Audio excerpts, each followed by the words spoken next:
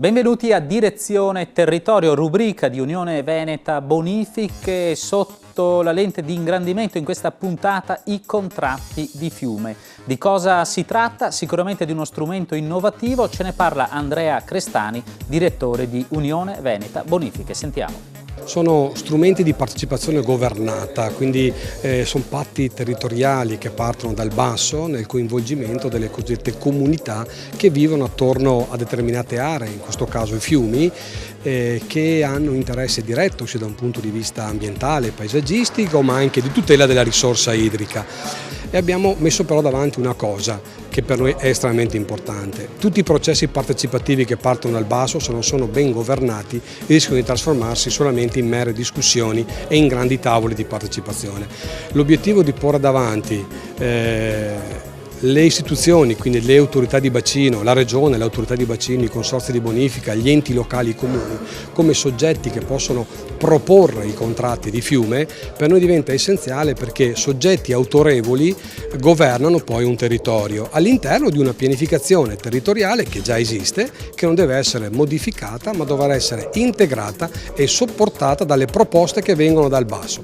Uno strumento quindi che diventa strategico per il territorio, come ci spiega il presidente di Unione Veneta Bonifiche Giuseppe Romano.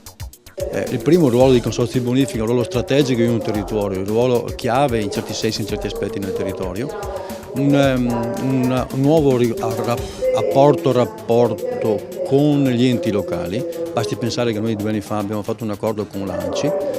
Dopodiché credo sia indispensabile fare un altro tipo di ragionamento che riguarda il sistema di rapporto con il territorio stesso, quindi un'apertura e un ragionamento con gli stakeholder di questo territorio, e dopodiché credo sia intrinseco aprirci e ragionare su un percorso sicuramente diverso di confronto con anche altre realtà che magari a qualche situazione in quel momento vengono tralasciate.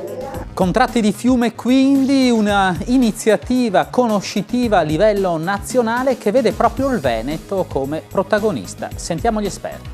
Diventa anche molto rilevante questo percorso che sta facendo il Veneto perché il prossimo tavolo nazionale, che sarà il 9° tavolo nazionale, cioè dopo quello di Firenze che si svolgerà il prossimo 9 dicembre, si terrà appunto a Venezia, e quindi il Veneto ospiterà questo importantissimo evento che riunisce i contratti di fiume di tutta Italia. Si tratta di un'esperienza fortemente innovativa, di uno strumento avente, come dicevo prima, una valenza europea, e quindi sotto tale aspetto l'iniziativa di oggi, che ha avuto lo scopo non solo di far conoscere questo istituto, ma anche di rendere note quali sono state le azioni che i consorzi bonifica del Veneto hanno già realizzato. E di contratti di fiume parleremo anche nella prossima puntata di Direzione Territorio, portandovi 4 esperienze gestite dai consorzi di bonifica del Veneto. Per ora è tutto, alla prossima!